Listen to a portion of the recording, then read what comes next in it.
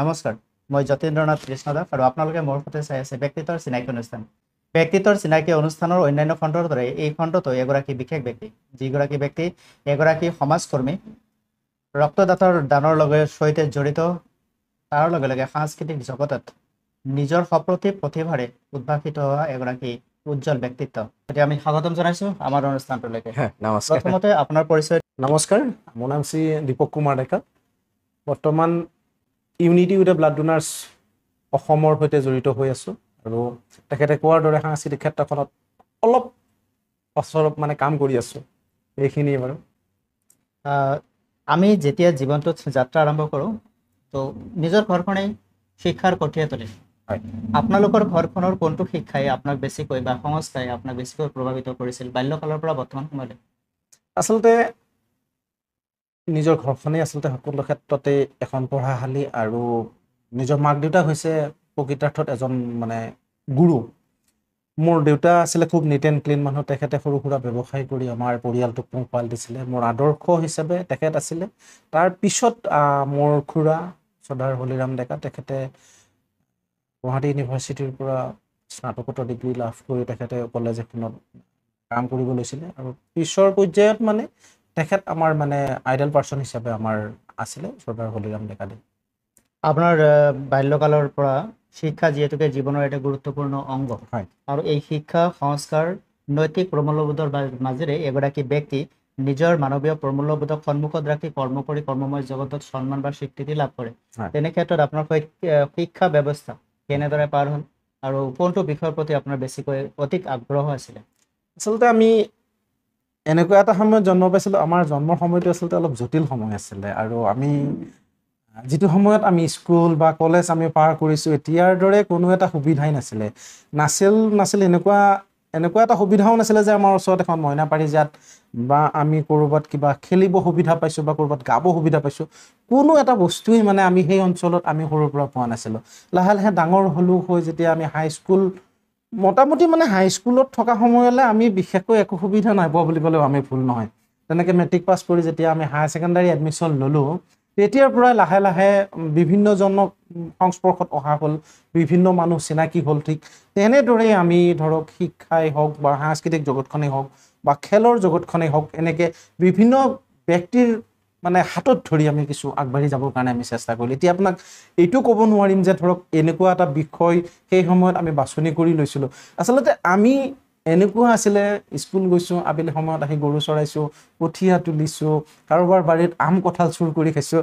ক'ব গ'লে আমাৰ সেই সময়ত আমাৰ যিটো পৰিৱেশ আছিলে, আমাৰ গাঁৱৰ বা আমাৰ ঘৰৰ, তেনেকুৱা এটা বিশেষ লক্ষ্য লৈ আগবাঢ়িব পৰা আমাৰ গ্ৰুপটোত আমাৰ সেই অঞ্চলত মানে তেনেকুৱা মানে কোনো এজন পোৱাও নাছিলোঁ আৰু হয়তো আমিও সেই তেনেকেই থাকি গ'লো যে আমাৰ আচলতে ক'ব গ'লে কোনো বিশেষ এটা লক্ষ্য লৈ আমি ডাঙৰ হোৱা নাছিলোঁ, মানে হায়াৰ ছেকেণ্ডাৰী পঢ়াৰ সময়লৈ তেনেকুৱা। আৰু এই লক্ষ্যৰ বাছনি কেতিয়াৰ পৰা আৰম্ভ হ'ল? লক্ষ্যৰ বাছনি আচলতে আমাৰ বহুত দেৰি হৈ গ'ল, কাৰণ যেতিয়া আমি হায়াৰ ছেকেণ্ডাৰীলৈ ওলাইহে আমি যে গম পালোঁ যে জীৱনটো আচলতে আমি সেই ধূলি বালি খেলা বা সেই মাৰ্বল গুটি খেলা বা আম কঁঠাল চুৰ কৰি খোৱাটোৱেই জীৱন নহয়, যে তাৰ বাহিৰেও বেলেগ এটা জীৱন আমি বাছনি কৰিব লাগিব। যেতিয়া আমি সেই পৰ্যায়লৈ আহিলোঁ, তেতিয়া আচলতে বহুত দেৰি হৈ গ'ল। তাৰপিছত আমি হায়াৰ ছেকেণ্ডাৰী পাছ কৰিলোঁ, কলেজ পাছ কৰিলোঁ, কৰি পেলাই মোৰ মানে অলপ কাৰিকৰী দিশ মানে টেকনিকেল ছাইডটোৰ ওপৰত অলপ ইণ্টাৰেষ্ট আছিল আৰু খেল ধেমালি কৰি ভাল পাইছিলোঁ, ফুটবলেই হওক বা ক্ৰিকেটেই হওক, আৰু সাংস্কৃতিক লাইনটোৰ লগতো অকণমান জড়িত আছিলোঁ। কিন্তু আমাৰ মানে সেই সময়ত আমি জন্ম পোৱা সময়টো দুৰ্ভাগ্যজনক বুলি এইকাৰণে কৈছোঁ, আমি কোনো এটা বিষয়ৰ সেই সময়ত আমি আনুষ্ঠানিক শিক্ষা নাপালোঁ। মানে আপোনাৰ খেল ধেমালিৰে হওক বা খেলা ধূলাৰেই হওক বা সাংস্কৃতিক জগতখনেৰে হওক, এনেকৈ আমি কিন্তু আনুষ্ঠানিক শিক্ষা নোপোৱাকৈ পৰৱৰ্তী পৰ্যায়ত সেই আপুনি হওক বা আপোনালোকৰ নিচিনা বিভিন্নজন ব্যক্তিৰ সংস্পৰ্শত সান্নিধ্যত আমি কিছু বস্তু শিকিবৰ কাৰণে যত্ন কৰিছোঁ আৰু এতিয়াও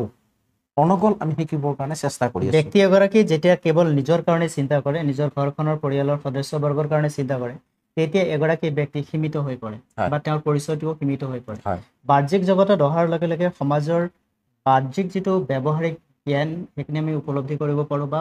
যিমান আমি মানুহৰ সংস্পৰ্শলৈকে হওক বা অনুষ্ঠান প্ৰতিষ্ঠানৰ সংস্পৰ্শলৈ হওক, আমি নতুন কিছুমান অভিজ্ঞতা আৰু জ্ঞান আহৰণ কৰোঁ। জীৱনটো পৰিপুষ্ট হৈ পৰে তেতিয়াহে। তেনে ক্ষেত্ৰত আপুনি একফালৰ পৰা আহিম, যিহেতুকে আপোনাৰ বিশাল এটা ব্যক্তিত্ব আছে, আপুনি শিক্ষা লাভ কৰি টেকনিকেল দিশত আপোনাৰ যথেষ্ট আগ্ৰহ থাকিল। টেকনিক্যাল বিষয়টো এটা এনেকুৱা বিষয় যাৰ যোগেদি আমি সুন্দৰকৈ এটা বিষয়ৰ উপস্থাপন কৰিব পাৰি বা তাৰ প্ৰেজেন্টেশ্যনছ দিব পাৰি যিটো কাৰোবাৰ হৃদয় স্পৰ্শ কৰি তাক অনুপ্ৰাণিত কৰিব পাৰি তেনেকুৱা টেকনিক্যালি কোনটো দিশ যে আমি যদি জীৱনটোক টেকনিক্যালি আগুৱাই নিব খুজো সফলতাৰ দিশেৰে তেনেহ'লে কেনেধৰণৰ ব্যৱস্থা হ'ব না এতিয়া যদিও মই চাকৰি কথাটোৱে কৈছোঁ কাৰণ আমি অসমীয়া জাতিটো আমি আচলতে অকণ এলেহুৱা এইটো অপ্ৰিয় হ'লেও সঁচা কথা এইটো অপ্ৰিয় হ'লে সঁচা কথা আমি অসমীয়া জাতিটো অকণ এলেহুৱা আমাক সহজতে মানে ধন লাগে ধনী হ'ব লাগে মানে তাতকৈ ডাঙৰ আৰু এটা সমস্যা আছে আপোনাক এড কৰাই দিছোঁ এইটো হৈছে ক'ৰবাত আমি প্ৰতিহিংসক সেইটো একে সঁচা কথা সেইটো সঁচা কথা মানে আমি এনেকুৱা যে আমি কষ্ট কৰিব অকণমান টান পাওঁ আমাৰ উদ্দেশ্যটো আমাৰ চাকৰিমুখী চাকৰি এটা হ'লে মানে অভিভাৱিকায়ো মানে ঘৰৰ মানুহখিনিও ভাল পায় মোৰ ল'ৰাই চাকৰি কৰে আৰু চাকৰি কৰিলে ভাবে যে মানুহখিনি অলপ মানে কষ্টটো কম হ'ব মানে ইজি হ'ব কিন্তু মই ভাবোঁ মানে সেইটো নহয় বৰ্তমান আমি যিটো সময়ত জন্মগ্ৰহণ কৰিছিলোঁ সেইটো সময় যিমান জটিল আছিল তাতকৈ এতিয়াৰ সময়টো আৰু বেছি জটিল হৈ গৈছে আৰু আমি সৰু থাকোঁতে আমি যদি কিবা এটা বেয়া কাম কৰিছিলোঁ আমাক উভতাই আনিছিলে আমাৰ মাইণ্ডছেটটো ইজিলি ডাইভাৰ্ট কৰিছিলে যে এই কামটো নকৰিবা এইফালে আহা এইটো বেয়া আজিকালি ল'ৰা ছোৱালীক বুজাব নোৱাৰি কিয় বেয়া কি বেয়া লাগিলে ভালৰ ফালে নাহে তেওঁলোকে বেয়াৰ ফালেহে যাব গতিকে এতিয়া যিহেতু আপুনি টেকনিকেল লাইনটোৰ কথাটো ওলাইছিলে এইখিনিতে মই এটা কথা কওঁ মানুহ এজন সদায় নিজ হাতেৰে কিবা এটা কৰিব পৰাকৈ শিকিব লাগে সেই তেওঁৰ কেতিয়াও অভাৱ নহয় কাৰণ আজি এটা মই কোম্পানীত চাকৰি কৰিছোঁ কোম্পানীৰ নিয়মটো এনেকুৱা কাৰণ মোৰ 18 বছৰ কোম্পানীৰ চাকৰি কৰিছোঁ 18 বছৰ বিভিন্ন কোম্পানীত মই চাকৰি কৰিছোঁ একদম তিক্ত অভিজ্ঞতা জিয়া অভিজ্ঞতা নহয় তিক্ত অভিজ্ঞতা জিয়া বাস্তৱ আপুনি 364 ডেজ ভাল কাম কৰক আপোনাৰ ওপৰত কোনো দিন ৰিমাৰ্ক নাহে ইজ ভেৰি গুড একো নাহে কিন্তু 65 নম্বৰ ডেজটো আপুনি এটা দিন বেয়া কৰক গোটেই ইয়াৰটোৰ এপ্ৰাইজেল আপোনাৰ 0 ইনক্ৰিমেণ্টৰ সপত আপুনি এটা 0 পাব এনে তাৰ অমুক দিনা অমুকটোৰ কথা হৈছে নহয় আপুনি গোটেই বছৰটো যে ইমানখিনি কাম কৰিলে ভালেৰে আপোনাৰ কোনো দিন আপোনাৰ মেনেজমেণ্টে নাচায় এটা দিন বেয়া হৈছে নহয় আপোনাৰ সেইটো দিনতে গোটেইটো মাইনাছ আমাৰ সমাজ ব্যৱস্থাটো তেনেকুৱা এটা দিশ পৰিলক্ষিত হয় আপুনি সমাজখনৰ কাৰণে যিমানে ভাল কাম কৰক আপোনাক হয়তো দূৰৰ পৰা চাব আপোনাক প্ৰশংসা কেতিয়াও নকৰে মানে অন্তৰেদি নকৰে হয়তো তোষামত কৰিব যাতে তোষামতৰ মানে ঢেউত উঠি গৈ তেওঁৰ এই যিটো যাত্ৰা সেই যাত্ৰাটো যদি অব্যাহত হয় প্ৰিয় দৰ্শকসকল লিখাই দিছে দীপক কুমাৰ ডেকা তেখেতৰ কথা আপোনালোকে শুনিছে আৰু যথেষ্ট অভিজ্ঞতা বিভিন্ন কোম্পানীৰ লগত কাম কৰি তেখেত আগবাঢ়িছে তেখেতে এটা কথা কৈছে যে চৰকাৰী চাকৰি যদি এটা পৰিয়ালত থাকে তেনেহ'লে পৰিয়ালটো বেছি সুখী হয় কিন্তু মই কওঁ যে আমি যদি কেৱল চাকৰিৰ কাৰণে পঢ়া শুনা কৰিছোঁ তেনেহ'লে ভুল কৰিছোঁ আমি চাকৰ নহয় আমি চাকৰি দিব পৰাকৈ যদি কিবা এটা কৰিব পাৰোঁ তেনেহ'লে মই চলাৰ উপৰিও আৰু 10 জনক চলাব পাৰোঁ সেই ব্যৱস্থাটো আমি যদি কৰিব পাৰোঁ তেনেহ'লে বেছি ভাল হয় আৰু টেকনিক্যাল দিশত আমি সেই কথাটো চিন্তা কৰিব লাগে সেইটোৱে কৈছোঁ যে মানে যি কৰে মানে আজিকালি ল'ৰা ছোৱালীয়ে যি কৰে যে নিজৰ হাতখন যাতে কোনেও কাটিব নোৱাৰে আজি এটা কোম্পানীত চাকৰি কৰিছোঁ কালি মালিকে বেয়া পালে কিন্তু উলিয়াই দিব যিমান বিশ্বাসযোগ্য যিমান ভাল কৰ্মচাৰীয়ে নহওক কিয় আজি কোম্পানী এটাত আছে কাইলৈও যদি কিবা এটা কাৰণত বেয়া পায় আৰু কোনোবাই যদি লগায়ো সেই কথাটো জাষ্টিফিকেশ্যন নাথাকে যে তেখেত ভাল নে বেয়া আৰু জাষ্টিফাই নকৰে কিবা কাৰণত কোনোবাই কথাটো লগাইছে বোলে হয় সেইটোৱে শুদ্ধ তেওঁক উলিয়াই দিব লাগে আৰু সেই বস্তুটোৰ পিছত লাগি যায় বিভিন্ন ক্ষেত্ৰত মোৰ নিজৰ লগত ঘটা কিছুমান প্ৰমাণৰ পৰাই মই কৈছোঁ বা মই দেখি অহা গতিকে যেতিয়া নিজৰ হাতখন ঠিকে থাকিব ধৰক আপুনি যদি ইলেক্ট্ৰিকেলৰ কাম জানে ওয়াৰমেনৰ কাম জানে প্লাম্বিঙৰ কাম জানে আৰু আমি সৰু সুৰা বুলি আজিকালি হেয়াৰ কাটিংটো আমি বেয়া পাওঁ কিন্তু বাহিৰৰ পৰা মানুহ আহি অসমৰ পৰা লাখ লাখ টকা লুটি লৈ গৈ আছে সেইবাবে মই কৈছোঁ মানে টেকনিকেল শিক্ষাটো কাৰিকৰী দিশটো আপোনালোকে এনেকুৱাভাৱে গ্ৰহণ কৰক এনেকুৱাভাৱে লওক চাকৰিমুখী নহয় নিজে যাতে কিবা এটা সৃষ্টি কৰিব পাৰি আৰু আন দুজনক যাতে বেছি মনক দুজনক যাতে কৰ্মসংস্থাপন দিব পাৰোঁ সেই ব্যৱস্থাটো চিন্তা কৰিলে আমাৰ নিবনুৱা সমস্যাটো দূৰ হ'ব আৰু যিটো চাকৰিমুখী মানুহক এলেহুৱা কৰিছে মই আপোনাৰ হাতত ক'লোৱেই গতিকে আমি নিজৰ জীৱনটো আমি সুকলমে পাৰ কৰিব পাৰিম মানে কনচেপ্টটো অকণমান সলাবৰ হৈছে বহুত আগতেই সলাব লাগিছিলে আমি কিন্তু এতিয়াও মই অনুৰোধ জনাইছোঁ যে আপোনালোকে অকণমান চেষ্টা কৰক যে নিজক স্বাৱলম্বী কৰিবৰ কাৰণে চেষ্টা কৰক চাকৰিমুখী নহয় এগৰাকী সমাজকৰ্মী হিচাপে দীপক ডেকাৰ এটি সুনাম আছে আৰু বিশেষকৈ ইউনিটি উইথ দি ব্লাড ডোনাৰ্ছৰ যোগেদি আপোনালোকে কৰা কৰ্মবিলাকে সহস্ৰজনক অনুপ্ৰাণিত কৰিছে আৰু এতিয়া বহুতখিনি ডোনাৰ মানে ভলাণ্টিয়াৰী ব্লাড ডোনাৰ ইতিমধ্যে ওলাই আহিছে এইটো আমাৰ কাৰণে এটা শুভ সংকেত বুলি ক'ব লাগিব আৰু আমি যদি ব্লাডৰ এই ক্ষেত্ৰলৈকে যাওঁ তেতিয়া দেখিম যে আমি এতিয়াও ক'ৰবাত 1%হে ব্লাড ডোনাৰ আছোঁ বাকি 99% কিন্তু নাই। এই ক্ষেত্ৰতো নাই গতিকে ব্লাডৰ যেটো ক্ৰাইসিস আমাৰ প্ৰত্যেক বছৰত যেটো ব্লাডৰ প্ৰয়োজন হয় 3 মিলিয়ন ইউনিটৰ প্ৰয়োজন হয় সেই হিচাপে কিন্তু আমি যোগান ধৰিব পৰা নাই তো তেনে ক্ষেত্ৰত ইউনিটি উইথ ব্লাড ডোনাৰ্ছৰ এই যাত্ৰা কেতিয়া আৰম্ভ হ'ল কেনেদৰে আৰম্ভ হ'ল আৰু এতিয়া কেনে অৱস্থাত অব্যাহত একচুয়ালি ইউনিটি উইথ ব্লাড ডোনাৰ্ছৰ জন্ম 2019 12 মে তাৰিখে কিন্তু এনেকুৱা নহয় যে ইউনিটি জন্ম হোৱাৰ পিছতহে আমি ব্লাড ডোনেট কৰিছো তেনেকুৱা নহয় ইউনিটি উইথ ব্লাড ডোনাৰ্ছ জন্ম পোৱাৰ বহু বছৰ আগৰ পৰাই মই ৰক্তদান কৰিছিলো বা আমাৰ লগত যিখিনি ব্যক্তি জড়িত হৈ আছে বহুতে আগৰ পৰাই ৰক্তদান কৰি আছিল তাৰ পিছত আমি 2017 চনত টিম হিউম্যানিটি যোৰহাটৰ পৰা তেওঁলোকৰ এটা গ্ৰুপ এটা হেৰি হৈছিল টিম হিউম্যানিটিৰ লগত আমি মানে টাইপ হৈ পেলাই তেওঁলোকৰ টিম হিউম্যানিটিৰ বেনাৰতে আমি কিছু কাম কৰিছিলো তাৰ পিছত লাহে লাহে আমি টিম হিউম্যানিটিক আসলতে কোনো বেয়া পায় বা তেওঁলোকৰ লগত আমি চ্যালেঞ্জিং নহয় যে আমি অকনমান আতৰি আহি আমি এটা নাম দিলো যে ইউনিটি উইথ ব্লাড ডোনাৰ কাৰণ উদ্দেশ্য যদি এক হয় লক্ষ্য যদি এক হয় মঞ্চ বেলেগ হোৱাত একো আপত্তি নাথাকে নামটোহে বেলেগ কিন্তু ইউনিটি উইথ ব্লাড ডোনাৰ্ছে আজি যিখিনি কাম কৰি আছে টিম হিউম্যানিটিও কৰি আছে বা নিৰাময় অসমীয়াও কৰি আছে বা এনেকুৱা ৰক্ত বীজ বিভিন্নটা ৰক্তদাতা গোট বৰ্তমান স্বেচ্ছাসেৱী ৰক্তদাতা গোট অসমত আছে বা গোটেই ভাৰতবৰ্ষতো আছে তেওঁলোকেও তেওঁলোকৰ নিজাববীয়াকৈ কাম কৰি আছে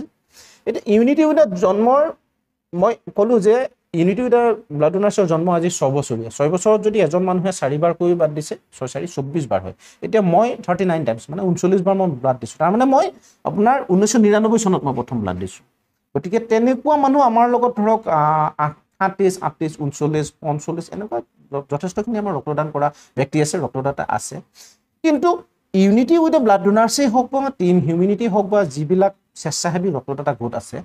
সেইসমূহ গোট জন্ম হোৱাৰ এটাই উদ্দেশ্য বা এটাই লাভ হৈছে সমাজৰ বাবে হয়তো কোনোবা এজন ব্যক্তিয়ে কোনেও গম নোপোৱাকৈ ৰক্তদান কৰি আছিল আৰু যেতিয়া এটা সংস্থা হ'ল সংস্থা হোৱাৰ পৰা হয়তো আন 10 জনে গম পাইছে তাৰ পৰা দুজন ৰক্তদাতা ওলাইছে বাঢ়িছে মানে হেতু সদায় প্লাস পইণ্ট আমাৰ কাৰণে কাৰণ যিকোনো এটা অৰ্গানাইজেচনে নহওক কিয় তাত 10 জন ল'ৰা ইনভলভ হৈছে নতুনকৈ আকৌ 10 জন ল'ৰা ইনভলভ কৰাইছে মানে সেই 10 জনৰ পৰা দুজন নিয়মীয়া ৰক্তদাতাৰ সৃষ্টি হৈছে 8 জন হয়তো ওৱান টাইম ৰক্তদাতা ওলাব এনেও আমি দেখি পাওঁ যে যিবিলাক ব্লাড ডোনেশ্যন কেম্প হয় সেইবিলাকত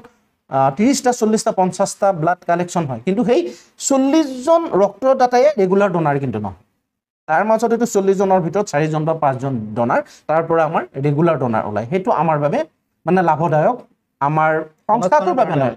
মানে হেৰিৰ কাৰণে আপোনাৰ ৰোগীৰ বাবে লাভদায়ক আৰু ইউনিটি উইথ ব্লাড ডোনাৰ্ছৰ ক্ষেত্ৰত কিছুদিন আমাৰ অকনমান কিছু সামাজিক কামত অকনমান মানে জটি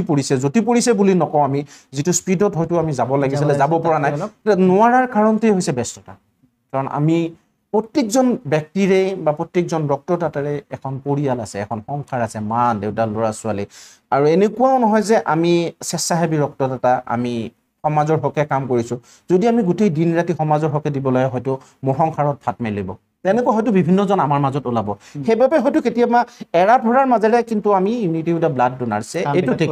কৰি আছো ৰক্তদানৰ ক্ষেত্ৰত পিছ পৰা নাই ৰক্তদাতা হিচাপে আমি যিমানখিনি কৰিব লাগে বা এজন ৰক্তদাতা হিচাপে আমি যিখিনি এৰেঞ্জ কৰিব লাগে আমি কৰি আছো মানে হস্পিটেলত থকা ৰোগী গৰাকীৰ কাৰণে আমি অসুবিধা হ'ব দিয়া নাই কিন্তু বাকি সামাজিক কাম কাজত অকনমান আমাৰ মানে জটি পৰিছে হেতু আমি লেহেমিয়া হৈছে এই কাৰণে আমি স্বীকাৰ কৰিব লাগিব লেহেমিয়া হোৱাৰ কাৰণটো আমি আপোনালোকক কৈছো যে সকলোৰে এখন সংসাৰ আছে কাৰোবাৰ মা দেউতা কাৰোবাৰ দেউতা ৰোগীয়া কাৰোবাৰ মা ৰোগীয়া কাৰোবাৰ মিছেছ ৰোগক কাৰোবাৰ ল'ৰা ছোৱালী স্কুল মানে বিভিন্ন কাৰণত হয়তো আমাৰ অকনমান সামাজিক কামখিনি ৰক্তদাতাৰ কামখিনি লেহেমিয়া হোৱা নাই সেইখিনি আমি কৰি আছো বাকিখিনি অকনমান লেহে হৈছে আৰু অনাগত দিনত আমি নিশ্চয় আকৌ কিছু নতুন যুদ্ধালৈ আগবাঢ়িব পাৰিম বুলি আমাৰ বিশ্বাস নিশ্চয়কৈ প্ৰিয় দৰ্শকসকল আমি যেতিয়া সমাজৰ কাৰণে কিবা এটা কৰিবলৈ যাওঁ খাতপতিকাত সংঘাত থাকিবই সংঘৰ্ষ থাকিবই আৰু তাৰ মাজেৰে আমি আগবাঢ়িব লাগিব ব্যক্তি তথা ব্যক্তি পৰিয়ালৰ চিন্তাটো প্ৰথমতে কৰি নিজৰ যিখিনি অতিৰঞ্জিত বা আমি নিজৰখিনি ৰাখি অন্যক দিব পৰা সেইখিনি আমি যদি দিব পাৰোঁ তেনেহ'লে সেয়া আমাৰ সমাজখনত এটি ইতিবাচক বাৰ্তা লৈ আহে বা আমাৰ কৰ্মৰ এটা কৃতি জড়িত হৈ পৰে তেনে ক্ষেত্ৰত আপোনালোকে নিশ্চয়কৈ আজিৰ যি আলোচনা সেই আলোচনাৰ পৰা বহুতখিনি কথা শিকিব পাৰিব বা জানিব পাৰিব আমি চেষ্টা কৰিম আপোনালোকে চাই থাকিব ভিডিঅ'টো আগলৈ আমি আহি আছো চমু বাণিজ্যিক বিৰতিৰ পিছত আচ্ছা আমাৰ শিক্ষাগত জীৱন আমি বিভিন্ন ধৰণে পাৰ কৰোঁ তাৰ মাজে মাজে শিক্ষাৰ লগতে আমি সৰুৰে পৰা ঘৰত কিন্তু কিছুমান সংস্কাৰ পাওঁ আৰু এই সংস্কাৰৰ বীজ সংস্কৃতিৰ সৈতে জড়িত যি আমাৰ মানৱ জীৱনক সম্পূৰ্ণৰূপে বিকশিত কৰে বুলি ক'ব পাৰি সংস্কাৰবিহীন শিক্ষাই এটি জীৱনক সম্পূৰ্ণতা প্ৰদান কৰিব নোৱাৰে তেনে ক্ষেত্ৰত আপোনাৰ এই সংস্কাৰৰ সৈতে সাংস্কৃতিক যি যাত্ৰা এতিয়াৰ পৰা কেনেদৰে অনুপ্ৰেৰণাৰ আচলতে সংস্কাৰটো আমি ঘৰৰ পৰাই পাইছিলোঁ যদিও আমাৰ মা দেউতাৰ বা চাকৰি বা তেনেকুৱা একো নাছিলে বা বহুত শিক্ষিত নাছিলে দেউতা মোৰ মেট্ৰিক ফেইল আচলতে এবাৰ মেট্ৰিক দি উঠি দেউতাই মেট্ৰিক নিদিলে হয়তো সেই সময়ত দেউতাৰ ঘৰৰ আৰ্থিক অৱস্থাও বেয়া আছিলে হয়তো বা ককা দেউতাৰ মানে মোৰ ককা হয় দেউতাৰ দেউতাক মানে বহুত সৰুতে ঢুকাইছিলে যাৰ কাৰণে এনেকৈ ঘৰখনৰ দায়িত্ব দেউতাই ল'ব লগা হৈছিলে সেইটোৰ কাৰণে হয়তো দেউতাই আৰু পঢ়া শুনাত আগ নাবাঢ়িলে কিন্তু দেউতা মানুহজন খুব নিট এণ্ড ক্লিন আছিলে সংস্কাৰী ব্যক্তি বুলি মই ক'ব খোজোঁ আৰু তেওঁ অনুপ্ৰেৰণাতে আমি ডাঙৰ হৈছোঁ আৰু তেনেকেই লাহে লাহে লাহে আমাৰ শিক্ষা জীৱন আৰম্ভ হ'ল আৰু সেই শিক্ষা জীৱনৰ পিছত আগমুহূৰ্তত মই এটা কথা কৈছোঁ যে সংস্কৃতিটো অকণমান বেলেগ বস্তু কাৰণ মানুহে কয় যে জুহালত গঢ়িলেহে কমাশালত গঢ়িব পাৰি আমাৰ ঘৰখনত দেউতাই বা আমাৰ খুৰাহঁতে যিখিনি শিক্ষা দিছিলে সেই শিক্ষাখিনিকে আমি সম্বল হিচাপে লৈ আমি বিভিন্ন দিশত আগবাঢ়িছিলোঁ কাৰণ মোৰ বাইদেউ দুজনী ভণ্টি তিনিজনী আছিলে মই মাজতে মানে 5জনী ছোৱালীৰ মাজত মই অকলে ল'ৰা আছিলোঁ আৰু বাইদেউহঁত গোটেইকেইজনী আমি আচলতে গোটেইকেইটাই আমি সেই পৰ্যায়ত সেই সময়ত দেউতাৰ যিটো অৱস্থা আছিলে দেউতাই কিন্তু আমাক গোটেইকেইজনকে বিয়া পাছ কৰাইছে মিনিমাম শিক্ষা এটা আমাক দিছে মানে দেউতাই নিজেও কৰিব নোৱাৰিলে আৰু ইণ্টাৰেষ্টিং এইটোৱে যে খুৰাৰ আগমুহূৰ্তত মই আমাৰ খুৰাৰ কথা কৈছিলে হৰিৰাম ডেকা খুৰা ৪ৰ্থ শ্ৰেণীত থাকোঁতে ককা ঢুকাইছিলে মানে দেউতাক ঢুকাইছিলে তাৰপিছত আমাৰ দেউতাই তেখেতক গুৱাহাটী ইউনিভাৰ্চিটিৰ পৰা MA পঢ়াই আনিছে BEd কৰাইছে দেউতাই কৰাইছে সেইখিনি মানে আজি মই দেউতা মোৰ নাই তথাপিতো আজি আপোনাৰ সন্মুখত এই কথাখিনি ক'ব পাই আচলতে মোৰ বহুত ভাল লাগিছে মই দেউতাক লৈ গৌৰৱ কৰোঁ এইকাৰণে কাৰণ আমাৰ 6জন মানে ল'ৰা ছোৱালীক আমাক BA পাছ কৰাইছে তাৰপিছত খুৰাক গুৱাহাটী ইউনিভাৰ্চিটিৰ পৰা MA পাছ কৰাই আনিছে আৰু তেতিয়া এই তিথিৰ গণ্ডগোলৰ কাৰণে খুৰাই এটা বছৰ বেছিকৈ গৈছিলে তথাপিতো দেউতাই মানে কৈছিলে না পৰীক্ষাটো দিব লাগিব কাৰণ 83 আন্দোলনৰ সময়ত অকণমান পঢ়াৰ খেলি মেলি হৈছিলে এটা বছৰ খুৰাই পৰীক্ষা দিব পৰা নাছিলে তেওঁ মানে আহিব খুজিছিলে কিন্তু দেউতাই মানে জোৰ কৰি কৈছিলে আৰু যে নাই MA কমপ্লিট কৰি আহিব লাগিব সেইবাবে মানে ঘৰখনেই আচলতে মোৰ মেইন ক'ব লাগিলে দীপক ডেকাৰ আৰু এটা পৰিচয় আছে সেইটো হৈছে এগৰাকী সংগীত শিল্পী বিহু অনুষ্ঠানৰ এগৰাকী বিচাৰক হিচাপে কাম কৰা বা সময়ে সময়ে বিহু গীতেৰে সন্মুখৰ জনক নাচি তোলা তো এই যিটো এটা কাম নিশ্চয়কৈ নিজেও সন্তুষ্টি ল'ব পাৰি আৰু অন্যকো সন্তুষ্টি দিব পাৰি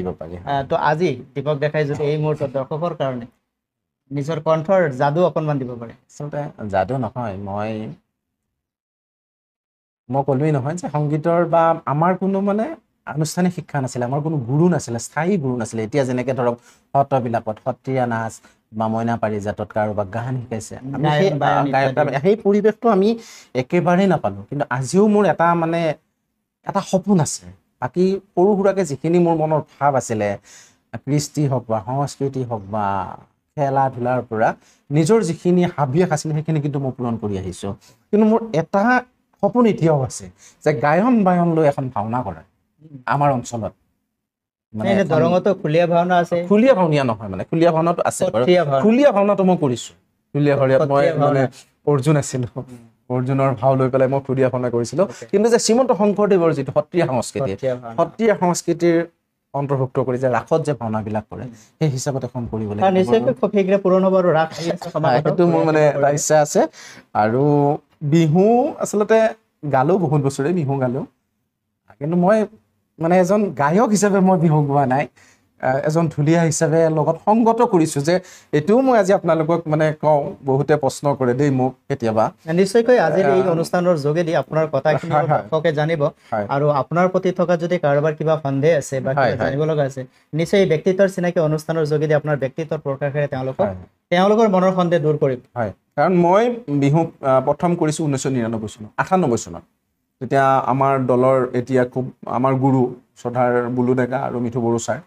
তেখেতসকলৰ তত্বাৱধানত আমি প্ৰথম বিহু কৰিছিলোঁ 1998 চনত তেতিয়া হয়তো এতিয়াৰ যিখিনি বিহুৱতীয়ে দপদপাই আছে বা যিখিনি বিহুৱতীয়ে দপদপাই ইতিমধ্যে বিয়া হৈ গ'ল কাৰণ 98 বুলি কওঁতে এতিয়া 27 বছৰত হয়তো কোনোবা এজনী ছোৱালী তেতিয়া জন্ম পোৱা ছোৱালী এজনীয়ে বিহু কৰি হয়তো বিয়া হৈও গুচি গ'ল বা কোনোবা এজন বিহুৱা 2000 চনৰ পিছত জন্ম পাই এতিয়া হয়তো বিহুতলীত দপদপাই আছে খুব ভাল বজায় খুব ভাল গায় তেওঁলোকৰ তুলনাত আমি একো নহয় একদম সঁচা কথা মই নতহিৰে স্বীকাৰ কৰোঁ কাৰণ আমি বিহু কৰিছিলোঁ আমাক লাগে 6জনী ছোৱালী যোৰহাটৰ নে ক'ৰ কথা নাই আমাৰ নালাগে ওচৰৰ পৰা আমি 6জনী ছোৱালী আনিছোঁ সিহঁতক খিটিক ঘানা শিকাই সিহঁতে কঁকাল ভাঙিব পৰা হৈছে মানে সিহঁত নাচনি হৈ গৈছে আমি বিহু গাব লাগে আমি আচলতে তেনেকৈ চাইকেলত 10টা বজাত ছোৱালী আনিব গৈ 2টা বজাত আমি বিহুতলি পাব লাগে আমি তেনেকৈ বিহু কৰিছোঁ আজিৰ বিহুৱতীয়ে হয়তো ভাবিব যে এইটো কেনেকুৱা কথা আছিলে বা শুনিছে তেওঁলোকেও আৰু আমি কিন্তু গোটেইখিনিয়ে পালোঁ ৰাতিপুৱা 7টা বজাতো বিহু মাৰি পালোঁ গোটেই ৰাতিটো বিহু কৰি ৰাতিপুৱা 7টা বজাতো বিহু মাৰি পালোঁ ৰাতিপুৱা 10টা বজাত গৈ 12টা বজাতো বিহু মাৰি পালোঁ আবেলিও আমি বিহু মাৰি পালোঁ আমি এনেকুৱা এটা প্ৰজন্মত আমি বিহু গালোঁ যে আমি দুপৰীয়াও বিহু গালোঁ ৰাতিও বিহু গালোঁ বিহু পৰিবেশন গোৱাৰ মানে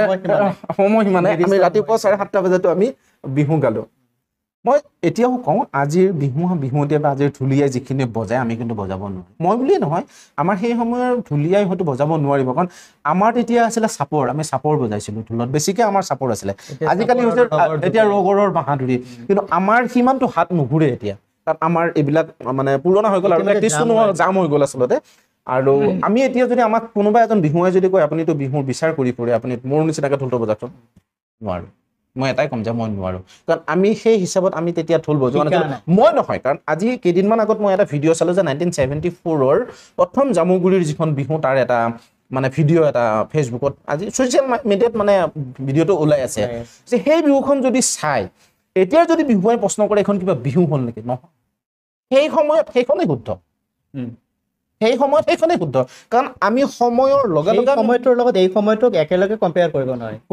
কৰিব নোৱাৰি কিন্তু এইটো ঠিক সংস্কৃতি বিহু বুলি কোৱাৰ লগে লগে এইটো হৈছে পৰিৱেশ কলা আৰু ইয়াত কোনো লিখিত সংবিধান নাই ইয়াত কোনো লিখিত গান নাই মুখে মুখে চলি অহা কিছুমান প্ৰথা মুখে মুখে চলি অহা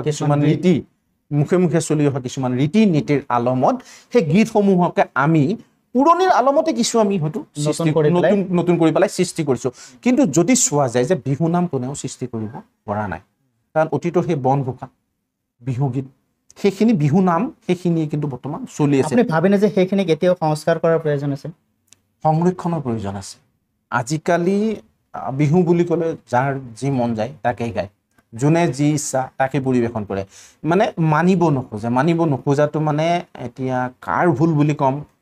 এইটো আমি এতিয়া আচলতে আলোচনাৰ মাজত আছে বস্তুবিলাক আমি আলোচনা কৰোঁ আজি যদি মোক কোনোবাই এটা প্ৰশ্ন কৰে হয়তো সেই মুহূৰ্তত ময়ো উত্তৰ দিব নোৱাৰিম কাৰণ হয়তো মই বেলেগে পাইছোঁ বস্তুটো মই পোৱাখিনি হয়তো অকণমান বেলেগ বা তেওঁলোকে পোৱাটো হয়তো বেলেগ কিন্তু বস্তুবিলাক এনেকুৱা যে আমি কোনো এটা বস্তু এৰিব নোৱাৰোঁ সংস্কৃতিৰ ভঁৰালটো বহুত ডাঙৰ এনেকুৱা নহয় যে একেবাৰে এটা ভঁৰালত বহুত ধান আছে আপুনি ওপৰৰ ধানটো লৈ তলত ধানটোক আপুনি নাশ কৰিব নোৱাৰে তলত ধানটো আপোনাক গতিকে সংস্কৃতিৰ ক্ষেত্ৰত আমি একে আশাৰে এইটো নহয় বুলি আমি কেতিয়াও কাকো ক'ব নোৱাৰোঁ গতিকে আমি গোটেইখিনি বস্তু আলোচনা সেইবাবে হয়তো জ্যোতিপ্ৰসাদ আগৰৱালাই সেই বিশ্বশিল্পী নামৰ কবিতাটো কৈছিলে শিল্পী মই তিনিওকালৰ অতীত বৰ্তমান আৰু অনাগত ভৱিষ্যত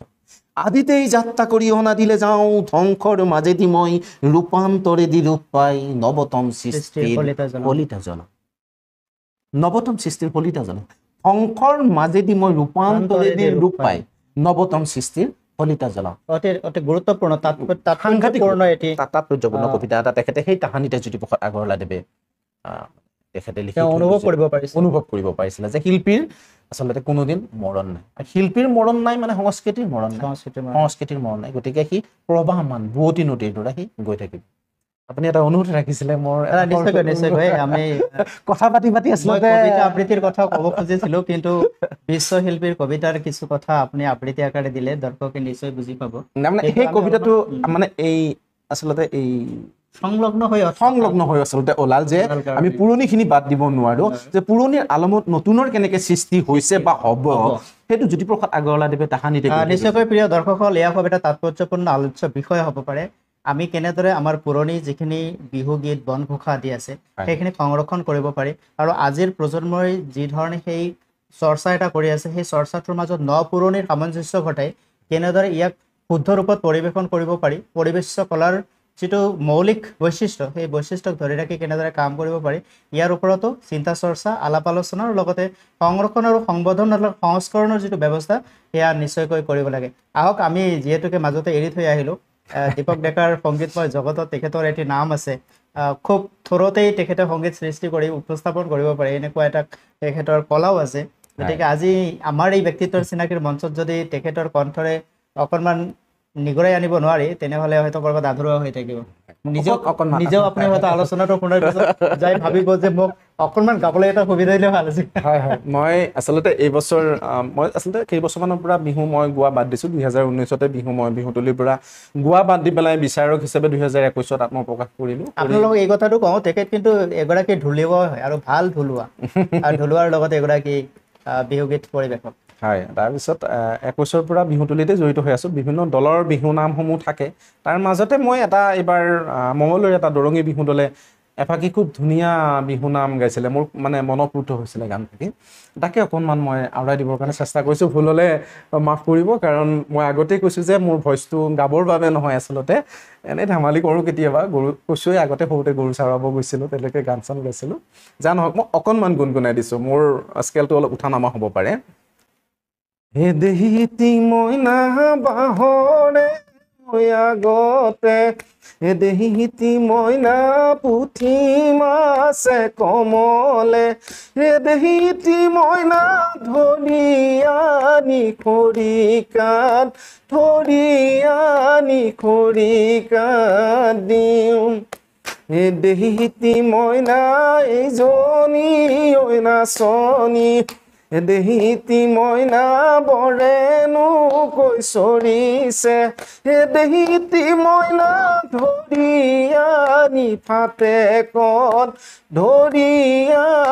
ফাটেকত দিওঁৱে চেনি চৰাই ঐ হে ৰাঙলী ঐ মদাৰৰ পানেহে চেনি চৰাই ঐ হে ৰাঙলী ঐ মদাৰৰ পান ধন্যবাদ বৰ সুন্দৰ আচলতে এনেধৰণৰ গীতবিলাকৰ মাজত এটি বাৰ্তা আছে প্ৰকৃতিৰ সৃষ্টিৰ কিছুমান ৰহস্য আমি গীতৰ মাজেৰেও জানিবলৈ বা বুজিবলৈ পাওঁ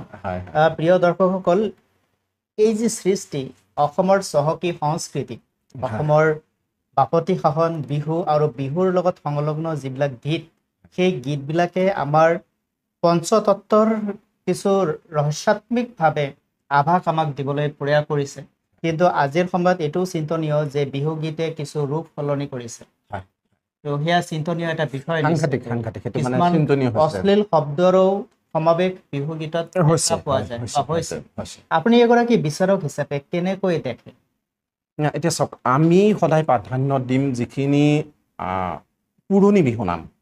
বিহুনামখিনি আচলতে মই প্ৰাধান্য দিম মই সেইকাৰণে আচলতে এই নামফাকে যে মই গালোঁ এইবিলাক হৈছে বিহু নাম নে বিহুগীত আচলতে যেতিয়া গ্ৰুপ হৈ গোৱা যায় মানে বিহু এজনে গোৱাটো হৈছে গীত আৰু যেতিয়া মানে নাম কৰি গোৱা হয় সেইটো হৈছে মানে নাম বিহু নাম যেনেকৈ বৰগীতটো কোনে গায় এজনে গায় কেতিয়াবা এজনক হয়তো সংগ দিব পাৰে সেইটো বেলেগ কিন্তু আধুনিক গীত কোনে গায় এজনে গায় লোকগীত কোনে গায় এজনে গায় মানে সেইটো এজনে গোৱাটো হৈছে গীত আৰু যেতিয়া এতিয়া নাম দিহানাম কোনে পৰিৱেশন কৰিছে দলবদ্ধভাৱে কৰিছে নাগাৰা নাম কোনে পৰিৱেশন কৰিছে দলবদ্ধভাৱে পৰিৱেশন কৰিছে আৰু বিহু নামটো হৈছে সেইটোৱে আচলতে আমি যেতিয়া মুকলি বিহুত পৰিৱেশন কৰিব সেইটো হৈছে বিহু নাম আচলতে বিহু নাম হয় এইবিলাক নিশ্চয়কৈ প্ৰিয় দৰ্শকসকল যিসকলে বিহু গীতৰ লগত জড়িত বিহুৰ লগত জড়িত বা আমাৰ অসমৰ অসমীয়া তেওঁলোকে এই কথাটো জনা উচিত যে বিহু গীত আৰু বিহু নামৰ মাজত এইটো সৰুকৈ এটা পাৰ্থক্য আছে যি পাৰ্থক্যটো হয়তো বহুত আমি বুজি নাপাওঁ বা এতিয়ালৈকে ভালদৰে জানি উঠা নাই যিসকলে জানে তেওঁলোকৰ কাৰণে ক'ব লগা নাই যিসকলে নাজানে তেওঁলোকে এই কথাটো আগলৈ মনত ৰাখিব যেন উত্তৰটো আমি সঠিকভাৱে দিব পাৰোঁ যে বিহুগীত আৰু বিহু নাম দুটাৰ মাজত পাৰ্থক্য কি দুটাই শুদ্ধ কিন্তু স্থায়ীভেদে বেলেগ এই যিটো আমাৰ আপুনি যিহেতুকে বিচাৰক কৰি থাকে বিভিন্ন মঞ্চত বিভিন্ন ধৰণে আপুনি শিল্পীৰ সাক্ষাৎ পাইছে তেওঁলোকৰ পৰিৱেশন দেখিছে ঢোলৰ কোপ নাচনীৰ কঁকাল ভাঙা চেওঁ প্ৰতিটো বস্তু হাত মেলি উৰি পখিলা উৰা দি উৰি তাকৰি ঘোঁৰা দি ঘূৰি এই যে বিহুৰ মাজত নৃত্যৰ শৈলীত ঢোলৰ চাপৰত কিছুমান সামঞ্জস্য তাৰ লগে লগে কিছুমান অপভ্ৰংশ পৰিলক্ষিত হয় এগৰাকী বিচাৰক হিচাপে সেইটোক যদি আমি পৰিশুদ্ধভাৱে ল'ব বিচাৰো তেনেহ'লে কেনেদৰে লোৱা যাব? তাৰমানে এতিয়া আপুনি চাব যে বিহু সুৰক্ষা সমিতি অসম, বিহু কৃষ্টি পৰিষদ, বিহু শিল্পী সমাজ, এনেকৈ অসমত এতিয়া বহুতকেইটা মানে সংস্থা আছে যে বিহুক যাতে বিকৃত নহয়। সকলোৰে উদ্দেশ্য এটাই যে বিহুখন আমাৰ অসমীয়া জাতিৰ বিহুখন, কাৰণ যিহেতু অসমীয়া জাতিৰ চানেকি, অসমীয়া জাতিৰ ৰাজহাড় বুলি কয় বিহু, বিহুখন বিজতৰীয়া নহবৰ কাৰণে আমি বিভিন্নজনে বিভিন্ন ধৰণে প্ৰয়াস কৰিছে। তাৰ মাজতে শ্ৰদ্ধাৰ জয়কান্ত গন্ঠিয়া বা সেই সময়ৰ যিখিনি ব্যক্তি আছিলে 2010 চনত বিহু সুৰক্ষা সমিতি অসম নামেৰে মানে এটা সংস্থা গোটেই অসমতে বিয়পি আছে, আৰু তেওঁলোকে এটাই চেষ্টা কৰিছে যে যাতে বিহুখন বিজতৰীয়া নহয়। আৰু বিহু সুৰক্ষা সমিতিৰ সহযোগত অসম প্ৰকাশন পৰিষদে ইতিমধ্যে হায়াৰ ছেকেণ্ডাৰী, উচ্চতৰ মাধ্যমিক প্ৰথম বৰ্ষ আৰু দ্বিতীয় বৰ্ষত এটা পাঠ্যক্ৰম হিচাপে বিহু বিষয়টো আগবঢ়াই দিছে। আৰু সেই তাৰ আলমত যেতিয়া পাঠ্যপুথি প্ৰণয়ন কৰা হৈছে, তাত কিন্তু মাত্ৰ বিহুৰ ভংগীমা 8টা ভংগীমা শুদ্ধ ৰূপত তাত দিয়া আছে, যে অঞ্চল ভেদে কিছুমান আঞ্চলিক বৈশিষ্ট্য সোমোৱাই কোনোবাই ভংগীমা বেছি কৰিব পাৰে, সেইটোক আমি ভুল বুলিও ক'ব নোৱাৰো। এক মুহূৰ্তত মই এটা কথাই কৈছো যে চাব যে সংস্কৃতিৰ ভঁৰালটো বহুত চহকী আৰু আঞ্চলিক বৈশিষ্ট্য এটা জড়িত হৈ থাকে। কিন্তু প্ৰধানত যদি মই ভাবো যে মই বিহু সুৰক্ষা সমিতি অসমে বা অসম পাঠ্যপুথি প্ৰণয়নে যিখন হায়াৰ ছেকেণ্ডাৰীৰ বাবে যিখন পাঠ্যপুথি প্ৰস্তুত কৰি উলিয়াইছে, তাত মাত্ৰ 8টা ভংগীমা দিছে, যে মই এই 8টা ভংগীমাৰে বিহুখন কৰিম, তেতিয়াও কোনো ভুল বুলি ক'ব নোৱাৰে। কাৰণ এইখন হ'ব প্ৰকৃত শুদ্ধ বুলি এইকাৰণেই মই কৈছো, আজি মোৰ কথাত যোনে যিমানে অপোজ নকৰক কিয়, যে বিহু আমি আৰু এতিয়া বিহু সুৰক্ষা সমিতিৰ মতে বিহু কৰিম নেকি, বিহু সুৰক্ষা দিবৰ কাৰণে তেওঁলোকখন বা বিহু সুৰক্ষা দিব লাগে নেকি, তেনেকুৱা বিভিন্নজনে বিভিন্ন মন্তব্য সময়ত প্ৰকাশ কৰা আমি শুনিবলৈ পাওঁ। কিন্তু মই এইটো কথা কওঁ, নালাগে বিহু সুৰক্ষা সমিতিয়ে বিহু সুৰক্ষাও দিব নালাগে, কিন্তু এতিয়া যদি আমি মোৰ ল'ৰাজন বা মোৰ ছোৱালীজনীক যদি বিহু বিষয়ত শিকাব লগা হয়, বা যদি মই হায়াৰ ছেকেণ্ডাৰী পৰীক্ষা পাছ কৰাব লগা হয়, মই কিন্তু সেই কিতাপখনেই পঢ়িব লাগিব। আৰু সেই কিতাপখন কিন্তু বিহু সুৰক্ষা সমিতি অসমৰ সহযোগতহে প্ৰণয়ন হৈছে। মই বিহু সুৰক্ষা সমিতিটো মই বাদেই দিলো, যেনিবা কিতাপখন পঢ়িব লাগিব, আৰু সেই কিতাপখনৰ সেই 8টা ভংগীমাৰ ওপৰতেই সম্পূৰ্ণ নোট লিখি পেলাই তেওঁ পাছ কৰি ওলাই আহিব লাগিব। আৰু বিচাৰ, আপুনি প্ৰশ্নটো সুধিছিলে মোক যে আমি বিহু ফিল্ডত বিচাৰক হিচাপে আমি কেনেকে কৰোঁ। এতিয়া চাব, কেতিয়াবা আমি সৰু বিহুৱতীক, যিটো এতিয়া মৌকুঁৱৰী বুলি কয়, আমি সৰু বিহুৱতীও জাজ কৰিছোঁ বা বিচাৰ কৰিছোঁ, আধুনিক নীতিও বিচাৰক হিচাপে বহিছোঁ, আৰু মুকলি বিহু কৰিছোঁ, বৰ বিহুৱতী কৰিছোঁ। এতিয়া আমি সেই বস্তুখিনিয়ে চাওঁ যে নাম ফাঁকি ক'ৰবাত ভুলকৈ গাইছে নেকি, কাৰণ সেইবিলাক বস্তু ভুলকৈ তেওঁ নিজৰ পচন্দ মতে কোনোবা এটা শব্দ সংযোগ কৰি পেলাই ভুলকৈ গাব নোৱাৰে। কাৰণ 1917 চনত শ্ৰদ্ধাৰ নকুল চন্দ্ৰ ভূঞাদেৱে যিখন অকল বিহু নামৰ কিতাপ লিখি থৈ গৈছে, বহাগী বুলি, তাত সম্পূৰ্ণ কিতাপ আছে। এতিয়া নকুল চন্দ্ৰ ভূঞাদেৱৰ গানৰ পৰা যদি আমি নিজৰ শব্দ সোমাই পেলাই গান এটা কৰোঁ, বিহু নাম এটা কৰোঁ, তেতিয়াহ'লে নিশ্চয় বিজতৰীয়া হ'ব, আৰু তেখেতৰ আত্মাই কষ্ট পাব। আৰু বিহুৰ লগত যিখিনি ব্যক্তি জড়িত কাৰোবাৰ যদি সৃষ্টি আছে, সেইটোৰ মৌলিকতা ৰাখি কৰাটো ভাল। তেওঁ আচলতে তেওঁ নিজৰ সৃষ্টি বুলি কোনো দাবী কৰা নাই। নকুল চন্দ্ৰ ভূঞাদেৱে সংকলন কৰিছে, তেওঁ মানে একগোট কৰি পেলাই তেওঁ সংৰক্ষণ কৰিছে, বস্তুটো সংৰক্ষণ কৰিছে উত্তৰ প্ৰজন্মৰ কাৰণে, পিছৰ প্ৰজন্মৰ কাৰণে তেওঁ সংৰক্ষণ কৰিছে। গতিকে সেইখিনি বস্তু আমি চাওঁ যে সেই কিতাপখনত এতিয়া ধৰক কোনোবাই বিহু দল এটাই বিহু নাম গাওঁতে সেই নাম ফাঁকি ভুল কৰিছে নেকি, সেই বস্তুটো চাওঁ, বা তেওঁৰ ভংগীমা ক'ৰবাত ভুল কৰিছে নেকি, সেইখিনি বস্তু চাব লাগিব। বা ঢোলৰ চাপৰৰ লগত নাচনীৰ কঁকাল ভাঙিছে নে নাই, মানে যিটোক আমি সচৰাচৰ অফ বিট বুলি কওঁ, তেওঁ বিটত নাচিছে নে অফ বিটত নাচিছে, সেই বস্তুখিনি চাব লাগে প্ৰধানত সেইখিনি। আৰু স্কেল মাত্ৰাটো চোৱা যায় যে কিমান কেনেকুৱা মাত্ৰাটো চোৱা যায়, তাই ল'ৰাজনে এইটো স্কেলত ধৰিলে, ছোৱালীজনীয়ে তাতকৈ ওপৰত ধৰিব লাগিছিলে নে সমানত ধৰিলে নে তলত ধৰিছে নে ওপৰত ধৰিছে, বা আনুষাংগিক হিচাপে ধৰক আপোনাৰ দলীয় শৃংখলা, দলীয় ঐক্য, দলীয় পোচাকৰ পৰা গোটেইখিনি বস্তুৱেই তাত মানে সংলগ্ন থাকে। ধৰক এটা বিষয়ৰ ওপৰত কেতিয়াও মানে ধৰক নহয়, আৰু তাতে ঢোল, পেঁপা, টকা, সুতুলি, গগনাৰ পৰা ভিতৰ কৰি গোটেইখিনি বস্তু। এনেদৰে কথা পাতি থাকিলে আমি হয়তো বহুত সময় কথা পাতিব লাগিব, কথা শেষেই নহ'ব। আৰু দীপক ডেকা তেখেতে কথাৰ সাগৰ, তেখেতে যেতিয়া কথা পাতিবলৈ আৰম্ভ কৰিব, আৰু কথা আছে যে জনা ব্যক্তিৰ ওচৰত বহিলে আপুনি কথা জানিবহে পাৰে, সেইটোৱে ডাঙৰ কথা। আৰু ব্যক্তিত্ব তাৰ মাজতে ফুটি উঠে। কথা কোৱা আছে যে মুখ মেলিলে গৰ্ব দেখা পোৱা যায়। যেতিয়ালৈকে আমি কাৰোবাৰ ওচৰত মুখ মেলি কথা নকওঁ, তেতিয়ালৈকে আমি ইজনে সিজনক জানিব নোৱাৰোঁ। গতিকে কাৰোবাক জানিবৰ মাধ্যমেই হৈছে ইজনে সিজনৰ মাজত কথা বতৰা হোৱা, কথোপকথন হোৱা, বাৰ্তালাপ হোৱা। তো ব্যক্তিত্বৰ চিনাকি অনুষ্ঠান তেনে এটি অনুষ্ঠান, যাৰ যোগেদি প্ৰতিগৰাকী ব্যক্তিৰ নিজস্ব স্বকীয় অনুভৱ, উপলব্ধিৰ উপস্থাপন, তেখেতসকলৰ কৰ্মৰাজি, তেখেতসকলৰ ভৱিষ্যত প্ৰজন্মলৈ ৰাখি থৈ যাব পৰা তেখেতসকলৰ কৰ্ম আঁচনি, গোটেইখিনি বস্তুক আমি জনাবলৈ চেষ্টা কৰোঁ যে আপোনাৰ আজিৰ অনুষ্ঠানটোৱে যদি আপোনাৰ কথাৰে হওক আপোনাৰ কৰ্মৰাজিৰ কথা শুনিয়েই হওক কোনোবাই যদি অনুপ্ৰাণিত হৈ দুইজনেও অলপমান নিজক সলনি কৰিবৰ কাৰণে আগবাঢ়ি আহে ব্যক্তিত্বৰ চিনাকি অনুষ্ঠানটো তেতিয়াই সফল হয় বা তেতিয়াই সাৰ্থক হয় আৰু ব্যক্তিত্বৰ চিনাকি অনুষ্ঠানটো আমি সেই উদ্দেশ্যেৰে আগবঢ়াই লৈ গৈ আছোঁ আৰু এতিয়ালৈকে আমি যথেষ্টখিনি সমাদৰ লাভ কৰিছোঁ আৰু আপোনালোকেও প্ৰশংসা কৰিছে সেই উপাদানত ধন্যবাদ জ্ঞাপন কৰিছোঁ যিহেতুকে বেছি দীঘলীয়া কৰিব নোৱাৰিম এটা নিৰ্দিষ্ট সময়ৰ মাজত কৰিব লাগিব এগৰাকী ৰক্তদাতা হিচাপে সমাজখনত আপোনাৰ খেতি এটা আছে যদিও আমি বিভিন্ন ধৰণৰ কথা বতৰা পাতিলোঁ বৰ্তমান প্ৰেক্ষাপটত এগৰাকী ৰক্তদাতা হিচাপে team unity with the blood ডোনাৰ্ছৰ প্ৰতিগৰাকী ৰক্তদাতাৰ লগত লৈ যি এটা ৰেভলিউশ্যন বৈপ্লৱিক যাত্ৰা আৰম্ভ কৰিছে ইয়াৰ নিশ্চয়কৈ এটি পৰিৱৰ্তন লৈ আহিব আমি বিশ্বাস কৰোঁ কাৰণ ক্ৰমান্বয়ে ৰক্তদাতাৰ সংখ্যা এপদকে বাঢ়িবলৈ আৰম্ভ কৰিছে হয়তো লেহেম গতিত বাঢ়িছে কিন্তু বাঢ়িছে পৰিয়ালৰ মানুহবিলাকো এতিয়া নিজৰ কৰবাৰ যদি নিজৰ প্ৰিয়জনৰ অসুখ হৈছে অসুবিধা হৈছে ৰক্তৰ প্ৰয়োজন হৈছে তেওঁলোকেও কিন্তু এজন দুজনকে ওলাই আহিছে যিটো এটা ভাল দিশ এটা সময়ত কেৱল ৰক্তদাতাৰ ওপৰতে ভৰসা কৰি থকা নাই আৰু আমি আশা কৰিম এটা সময় হ'ব যে প্ৰত্যেক ঘৰে ঘৰে ৰক্তদাতা ওলাব ৰক্তদানৰ এই ক্ষেত্ৰখনত আপোনাৰ বিশেষ অনুভৱ আমাৰ প্ৰজন্মলৈ কি আগবঢ়াব আচলতে ৰক্তদান মহান দান ৰক্তদান জীৱন দান বুলি কয় এতিয়ালৈ যিগৰাকী ব্যক্তিয়ে এবাৰো ৰক্তদান কৰা নাই তেখেতে সেই বস্তুটো যিমান ক'লে উপলব্ধি কৰিব নোৱাৰে এবাৰ নিজে যেতিয়া সেই বিচনাখনত ৰক্তদান কৰিব তাৰপিছত তেওঁ উপলব্ধি কৰিব আচলতে ৰক্তদান মানে কি মই অনুৰোধ জনাম বৰ্তমান প্ৰজন্মৰ যিখিনি প্ৰজন্ম বিপথে পৰিচালিত হৈছে তেওঁলোকক প্ৰধানত ভূমিকা ল'ব লাগিব অভিভাৱক অভিভাৱিকাসকলে নিজৰ মাক দেউতাকে কাৰণ আজিকালি ল'ৰা ছোৱালীক বেলেগে কথা ক'ব ভয় কৰে আৰু নকয়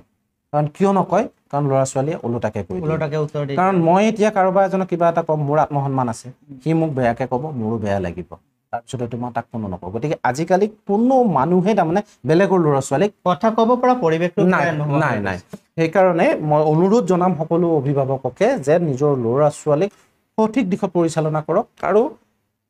কম দিনৰ ভিতৰত আপোনালোকে নিজৰ ল'ৰা ছোৱালীক যদি 18 বছৰ হৈছে বা হোৱাও নাই এবাৰ ৰক্ত ভঁৰাললৈ লৈ যাওক হিমোগ্লোবিনটো চেক কৰক আৰু ৰক্তদান কেনেকৈ কৰিছে দেখুৱাওক অলপ হ'লেও ডাইভাৰ্ট হ'ব ব্ৰেইনটো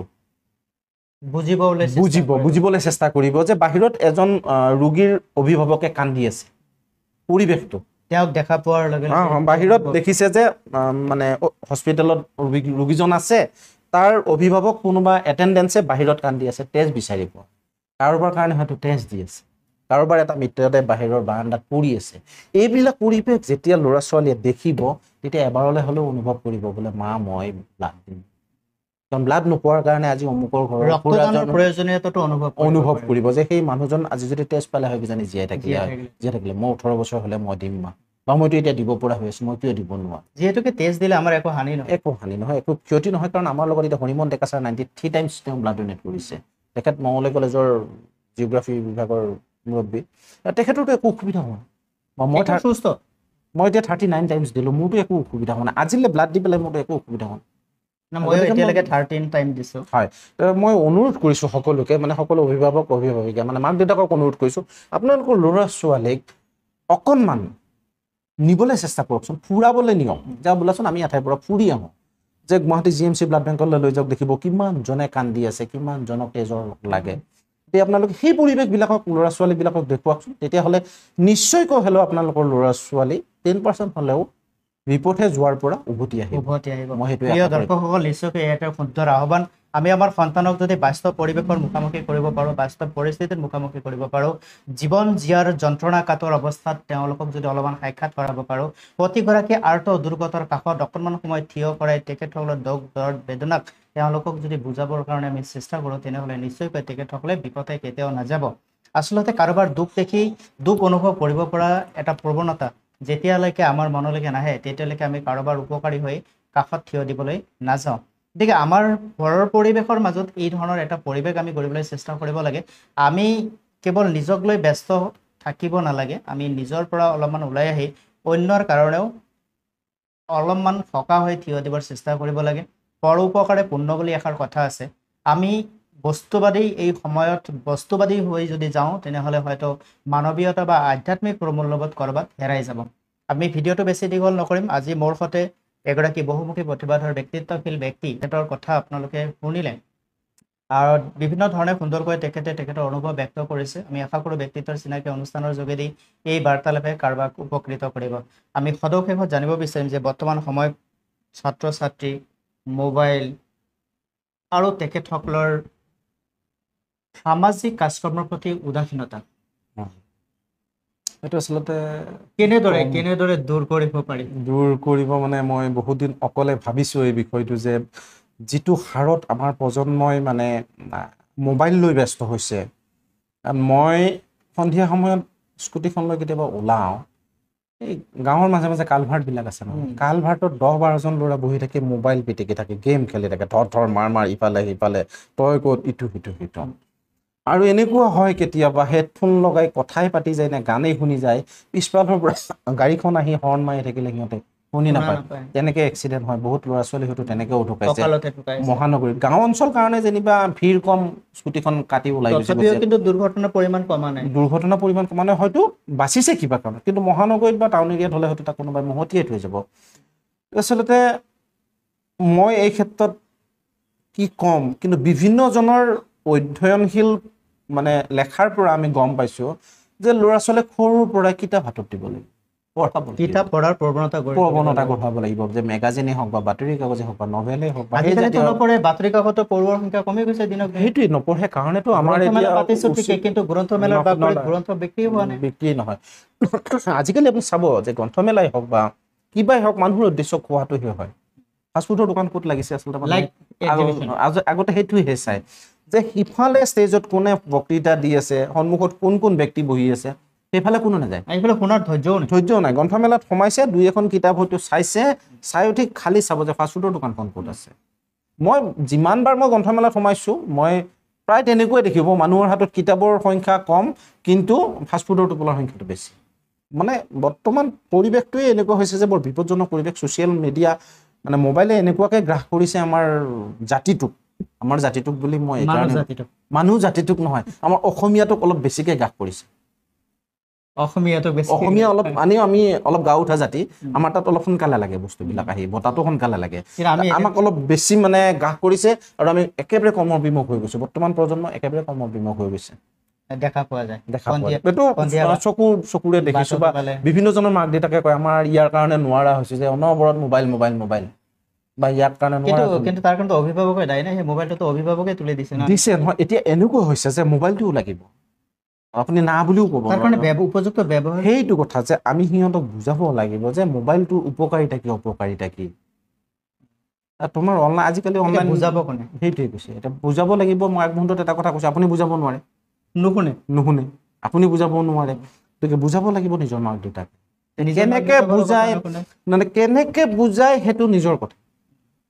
জানে মহাত্মা গান্ধীক যেনেকে মিঠাইৰ কথা সুধিব গৈছিলে যে মোৰ বাবাটোৱে বহুত মিঠাই খায়, এতিয়া মোৰ মিঠাই খোৱাটো কেনেকে,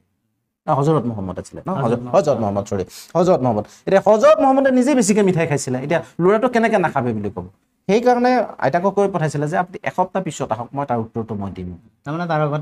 তাৰ আগতে তেখেতে মিঠাই খোৱাটো এৰি দিছিলে, যে উপদেশতকৈ আহি ভাল। তেওঁ সেইটোৱে কৈছিলে যে উপদেশতকৈ আহি ভাল, যে তেওঁ সম্পূৰ্ণকৈ মিঠাই খোৱাটো তেওঁ নিজে এৰি উঠিহে তাৰমানে মানে সন্তানটোক কৈছিলে যে বোলে মিঠাই নাখাবা। সেইটো কথা যে, কিন্তু প্ৰথম আৰু প্ৰধান দায়িত্ব ঘৰখনৰ পৰিৱেশটো দিব লাগিব। এতিয়া আপুনি কি ক'ম নকওঁ, বহুত কথা ওলাই যাব, মানে কোনোবাই হয়তো বেয়া পাব, মানে কোনোবাই বেয়া পাব, কোনোবাই ব্যক্তিগতভাৱে ল'ব। সেইবিলাক যদি আমি চিন্তা কৰোঁ, তেনেহ'লে সমাজখনক বিপথে যোৱাৰ পৰা কোনেও বচাব নোৱাৰে। কোনোবাই স্পষ্টভাৱে ক'ব লাগিব। আৰু কথা আছে, মই সদায় কওঁ, এই সঁচা কথা সাহসেৰে ক'ব লাগে, আৰু সঁচা কথা দৃঢ়তাৰে ক'ব লাগে। কাৰোবাৰ কাৰণে যদি মই শত্ৰু হওঁ, ভাল কথা এটা কৈ, তেনেহ'লে তেওঁ শত্ৰু বুলি যদি ভাবে, মোৰ তাত ক'বলগীয়া একো নাই। যদি প্ৰত্যাক্ৰমণ কৰিবলৈ আহে, নমস্কাৰ আৰু মনত আহি তাৰ সদুত্তৰ হ'ব। যদি এনেকৈ যদি আমি চলিব পাৰোঁ, তেনেহ'লে হয়তো সমাজখন খুবেই ভাল হ'ব। ভাল লাগিলে যে এটা ব্যক্তিত্বৰ চিনাকি অনুষ্ঠানত আপুনি এনেদৰে আহিলে, আৰু গুৰুত্বপূৰ্ণ জীৱনৰ কিছু কথা আমাৰ উপলব্ধি দৰ্শকসকলক প্ৰদান কৰিলে। প্ৰিয় দৰ্শকসকল, নিশ্চয়কৈ আপোনালোকে কথাখিনি শুনি ভাল পাইছে, আৰু এনেদৰে ব্যক্তিত্বৰ চিনাকি অনুষ্ঠান চাই থাকিব। মই যতীন্দ্ৰনাথ কৃষ্ণদাৰ সৈতে JNK নিজৰ এটা বিশেষ ব্যক্তিত্বৰ চিনাকি, আৰু ব্যক্তিত্বৰ চিনাকি অনুষ্ঠানৰ আজিৰ অতিথি আমাৰ এগৰাকী ৰক্তদাতা, এগৰাকী সাংস্কৃতিক কৰ্মী, এগৰাকী সংগীত শিল্পী, এগৰাকী সমাজৰ যুৱ প্ৰজন্মৰ কাৰণে প্ৰেৰণা, আৰু সেই অনুষ্ঠানৰ যোগেদি তেখেতৰ কথাৰ উপস্থাপন কৰি আজি নিজকেও খুব ভাল লাগিল আৰু আমি আশা কৰিম আপোনাৰ এই যাত্ৰা জীৱনৰ যাত্ৰা উপনিষদত কোৱা হৈছে যাত্ৰা চৰাইবতী এই যাত্ৰা আগবাঢ়ি গৈ থাকক আৰু আমি আশা কৰিম আপোনাৰ যোগেদি আমাৰ যুৱ প্ৰজন্ম অলপ হ'লেও অনুপ্ৰাণিত হ'ব শেষৰ 30 ছেকেণ্ডত এটা আপোনাৰ অনুভৱ আৰু আমাৰ বাৰ্তালাপৰ জৱনিকা আজি আচলতে আপোনাৰ লগত এনেকৈ বহিব পাই মোৰ খুবেই ভাল লাগিলে নাজানো আজিৰ এই ব্যক্তিত্বৰ চিনাকি অনুষ্ঠানত মই কোৱা কথাখিনি আপোনালোকক কেনেদৰে অনুপ্ৰাণিত কৰিব কিন্তু মই ভাবোঁ প্ৰত্যেকজন ব্যক্তিয়ে আমি যেনেকৈ আঙুলিটো এনেকৈ কৰোঁ মই কোনোবা এজন মানুহক এনেকৈ আঙুলিটো কৰি এই ব্যক্তিজন যদি 10% ভুল হয় মই কিন্তু 30% ভুল কাৰণ তিনিটা মোৰ ফালে আছে মই এনেকৈ আঙুলি কৰিছোঁ সি কৰিছে কাৰণেহে মই কৰিছোঁ ডেট মিনছ কি মই কিন্তু 30% ৰং সেই মানুহজন 10% যদি ৰং হয় মই 30% ৰং গতিকে আমি সদায় হাতখন এনেকৈ উঠাব পৰা হ'ব লাগিব নিজক সিমানলৈ গঢ় দিব লাগিব পাৰিব লাগিব তেতিয়াহে হয়তো আমি সমাজৰ বেয়া দিশটো আমি আমাৰ চকুত নপৰিব সদায় আমাৰ ভাল দিশটো চকুত পৰিব লাগিব তাৰ বাবে আমি কি কৰিব লাগিব নিজক সৰ্বতো প্ৰকাৰে সংশোধন কৰিব লাগিব নিজক সৰ্বতো প্ৰকাৰে শুদ্ধ কৰিব লাগিব তাৰপিছত আমাৰ ল'ৰা ছোৱালী এনেই শুদ্ধ হ'ব আৰু ওচৰ চুবুৰীয়া আমাৰ এনেই শুদ্ধ ৰূপত আহি যাব যে আমি সেই পৰিৱেশটো আৰু অতীতৰ পৰিৱেশটো আমি দেখা নাপাওঁ সদায় আঙুলিটো এইটো কৰাৰ পৰিৱৰ্তে আমি এইটো কৰিব পৰা হ'ব লাগিব নিজে যেতিয়া 100জন মানুহৰ যেতিয়া 100জনেই এনেকৈ আঙুলিত তেতিয়াহ'লে ভুল নাথাকিবই কোনো 10 on 10 100% ৰাইট গোটেইখিনি গতিকে ইমানকে কৈ মই আপোনালোকৰ মাজৰ পৰা বিদায় মাৰিছোঁ ভুল ত্ৰুটিৰ বাবে ক্ষমা কৰিব হয়তো বঢ়া দুটা হ'ব পাৰে কথা কওঁতে নমস্কাৰ আপোনাক ধন্যবাদ জ্ঞাপন কৰিলোঁ প্ৰিয় দৰ্শকসকল আত্মবিশ্লেষণ আত্মপৰ্যালোচনা আত্মসমালোচনা নিজৰ ভুল ত্ৰুটি আঁতৰাই নিজক পৰিশুদ্ধভাৱে উপস্থাপন কৰা নিজৰ লগতে সমাজখনৰ হিতৰ কাৰণে কাম কৰা এয়া প্ৰতিগৰাকী ব্যক্তিৰ জীৱনৰ গৌৰৱময় গাথা হওক তাকে কামনা কৰি আজিৰ অনুষ্ঠানৰ পৰা বিদায় লৈছোঁ ধন্যবাদ